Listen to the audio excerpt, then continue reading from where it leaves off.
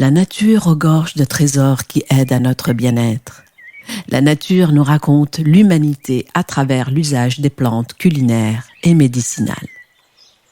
Les premiers remèdes remontent à la préhistoire et les plus anciennes pharmacopées ont plus de 6000 ans. La phytothérapie est une sagesse ancestrale intimement liée aux guérisseuses, des sorcières botanistes qui connaissaient d'instinct et d'intuition les pouvoirs des plantes. Et elles détenaient des savoirs uniques face aux maux et à la maladie. Je suis Sonia Bellouti, diplômée de phytoaromathérapie et consultante feng shui. Je suis aussi autrice et chroniqueuse, une écoféministe, descendante de guérisseuses, une sorcière des temps modernes. Et si tu m'écoutes, tu peux me laisser un avis sur Apple Podcast, une note sur Spotify ou un commentaire sur YouTube. Dans ce dernier épisode du mois de janvier, je voulais parler de la force des rituels. Début d'année est souvent synonyme de résolution et généralement très vite oublié sur le bas-côté de nos journées autoroutes. Mais comment et pourquoi installer des rituels qui nous font du bien de manière durable ? Autant j'ai horreur de la routine, autant j'apprécie de plus en plus mes petits rituels qui rythment mes journées, mes semaines et ma vie. J'en ai plusieurs actuellement. Ils sont bien sûr différents de ceux que j'avais adoptés il y a à peu près 2 ans et que j'abandonnerai sûrement pour d'autres dans quelques mois. Et puis il y a ceux dont je ne peux me passer depuis toujours, ou presque. J'avais à peine une dizaine d'années quand j'ai pour la première fois feuilleté un livre sur le yoga. Je ne me souviens plus de l'auteur ni de la couverture, mais j'ai retenu quelques préceptes qui m'avaient fasciné du haut de ma préadolescence et que j'ai commencé à pratiquer tout de suite. Il s'agit de l'importance du souffle et de la respiration par le ventre et le nettoyage de la langue en la grattant tous les matins. 2 principes de vie qui ne m'ont plus jamais quitté. La respiration par le ventre m'a beaucoup servi par la suite dans ma pratique du chant et du yoga. Et encore aujourd'hui, je ne peux commencer une journée sans me nettoyer la langue. C'est mon premier geste matinal avant de boire ou de manger quoi que ce soit. Un rituel trouve son origine dans la pratique religieuse. Le mot est d'ailleurs emprunté au latin ritualis, qui veut dire livre traitant des rites, dérivé lui-même de ritus, qui veut dire rite. Au Moyen-Âge, il y avait un autre mot, rituaire, au sens de livre de rites. Les rituels ou rites servent à marquer un événement, à rythmer la vie ou à accompagner un passage. Les plus connus et officiels sont les baptêmes, les mariages et les obsèques. Mais il y a aussi les baby showers, les enterrements de vie de jeunes filles ou de garçons. Toutes les religions, toutes les cultures ont leurs rites et rituels. Certains sont basés sur des croyances et d'autres sur des superstitions, ou encore sur des connaissances et savoir-faire dans le but d'améliorer sa qualité de vie et sa santé. Nous avons toutes et tous hérité plus ou moins consciemment de rites et d'habitudes familiales que nous reproduisons et que nous transmettons à notre tour à nos enfants. Et puis il y a ces petits rituels que nous affectionnons particulièrement, des habitudes doudou qui nous font du bien et qui nous rassurent, auxquelles on s'accroche quand la vie nous déstabilise. Et enfin, il y a les actions symboliques qui peuvent avoir des vertus thérapeutiques. Une méthode de plus en plus utilisée par les thérapeutes, ce sont d'ailleurs d'excellentes clés de transformation et de changement. Mais revenons aux petits rituels du quotidien pour se sentir bien. J'ai un jour mis bout à bout tous les rituels qu'idéalement j'aimerais mettre en place et je me suis rendu compte que cela prendrait la demi-journée. Alors j'avais le choix entre me lever à 5h du matin pour tout faire ou de choisir de travailler à mi-temps pour consacrer le reste de ma journée à mes rituels.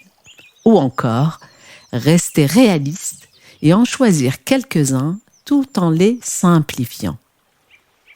J'ai envie de partager avec toi quelques rituels santé et beauté et surtout mes techniques pour que cela s'installe facilement et durablement dans ton quotidien. Des astuces que tu peux appliquer à n'importe quel rituel ou n'importe quelle nouvelle habitude que tu veux mettre en place de ton choix. Le premier principe à appliquer quand on veut mettre en place de nouveaux rituels, c'est de faciliter les nouvelles habitudes tout en compliquant les anciennes dont on veut se débarrasser. Allez, je vais commencer par te raconter un petit peu mes rituels. D'abord, se nettoyer la langue. La technique de Shivasodhana. Sodhana veut dire tout simplement purification ou détoxification. Cette pratique consiste à se gratter la langue le matin avant de boire ou de manger, avec un gratte-langue de préférence en cuivre. On se gratte la langue parce qu'elle est comme un émonctoire qui participe à l'évacuation des déchets. Si tu tires la langue le matin au réveil devant un miroir, avant de te laver les dents, tu pourras constater un dépôt blanchâtre ou jaunâtre sur ta langue, ce qui indique la présence d'amas, des déchets ou toxines non évacuées. Pour ma part, j'ai simplifié ce rituel d'abord en utilisant tout simplement une brosse à dents très douce, plutôt que d'acheter un gratte-langue en cuivre. Et j'ai combiné le Shivasodhana, donc le grattage de la langue, à un autre rituel de nettoyage, le gant de douche. Ce rituel ayurvédique pour l'hygiène de la bouche consiste à faire un bain de bouche avec de l'huile et je peux t'assurer que c'est pas très agréable. J'ai ultra simplifié ce rituel pour en faire un 2 en 1 rapide et efficace. Donc le matin, avant toute chose, je prends ma brosse à dents toute douce sur laquelle je mets un peu d'huile de coco à l'état solide et je me brosse les dents et me gratte la langue avec. Cette routine détox a de nombreuses vertus sur la santé buccale, sans agresser la flore comme avec des bains de bouche par exemple.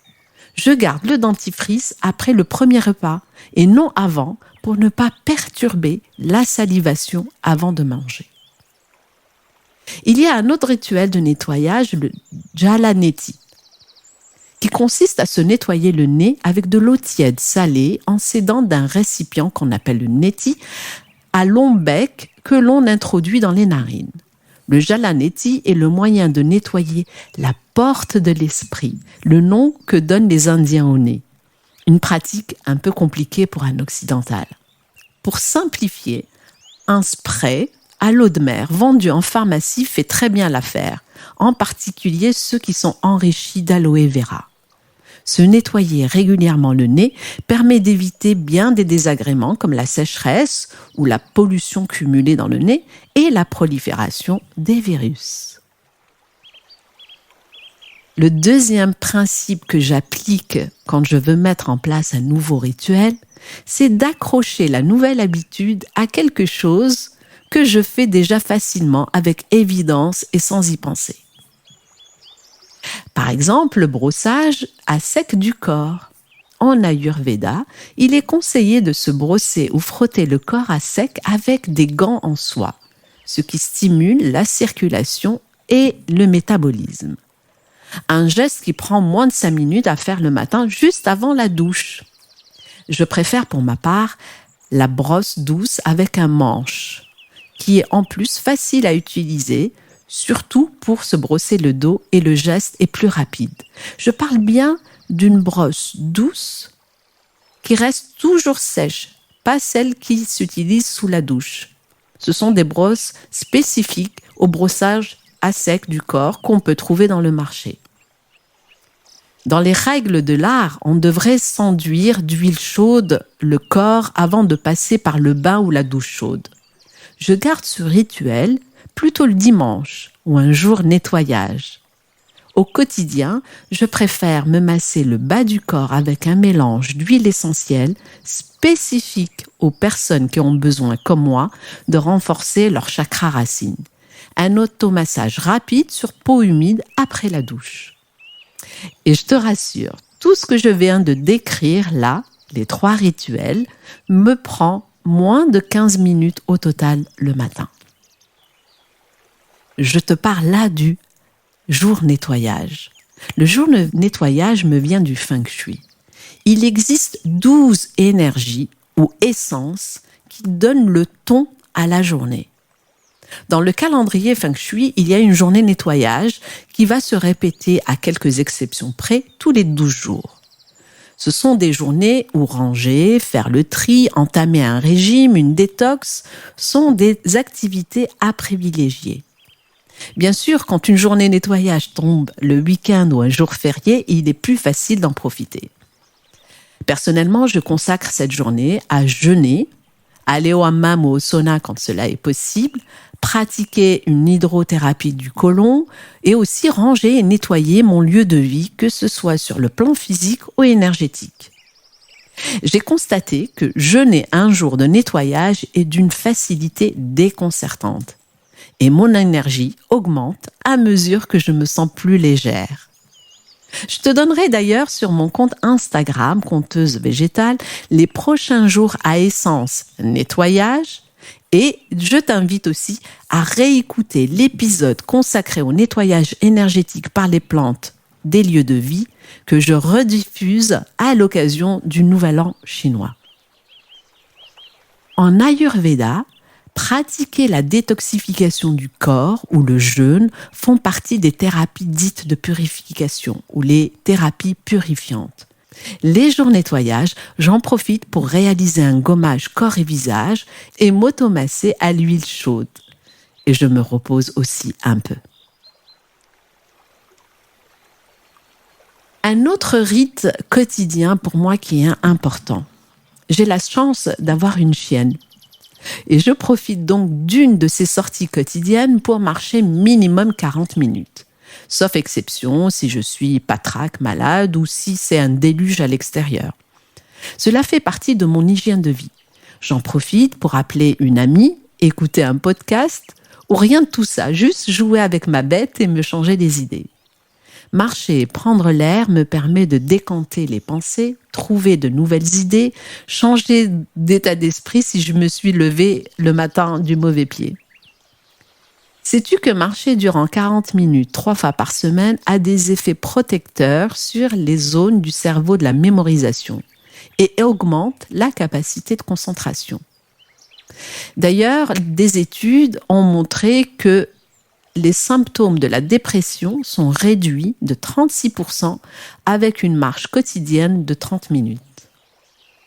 J'arrive presque à la fin de ce podcast et là, je vais te parler du 3e et dernier principe à appliquer quand on veut mettre en place de nouveaux rituels.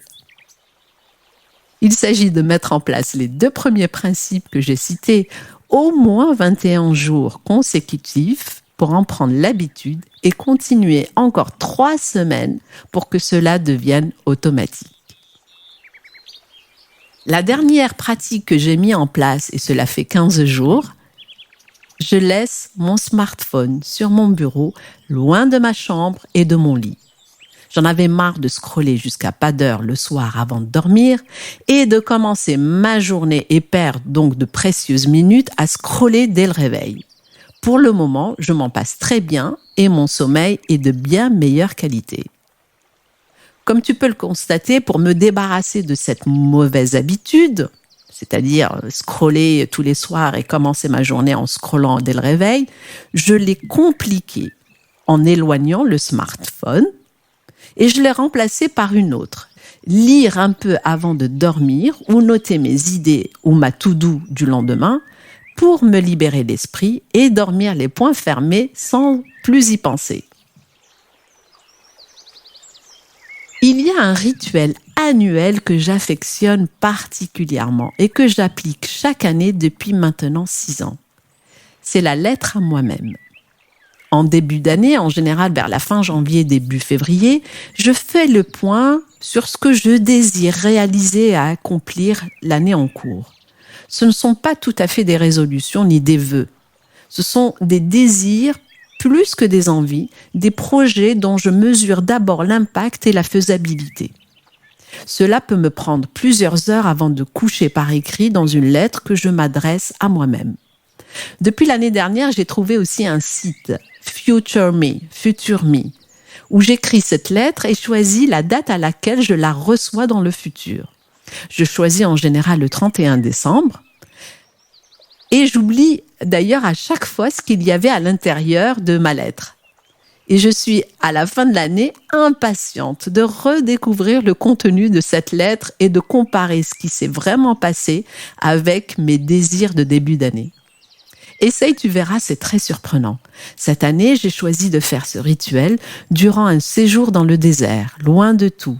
L'immense horizon comme perspective et sky is the limit au sens propre et figuré. Et toi, qu'est-ce que tu veux mettre en place comme rituel ? Celui qui te parle, celui qui te semble évident pour te faire du bien. Changer une mauvaise habitude et la remplacer par une autre en mieux.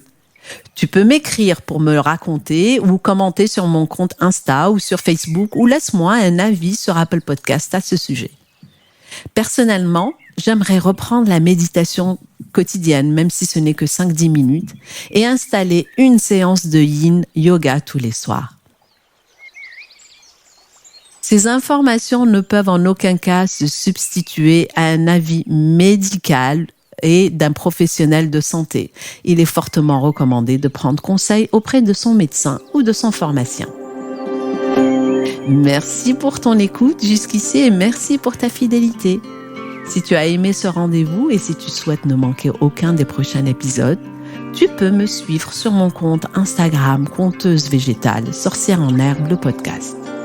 Tu y trouveras des recettes et des conseils à base de plantes que tu peux partager autour de toi, bien sûr. Mais surtout, un lien d'abonnement à la newsletter de Sorcière en Herbe pour ne manquer aucun épisode.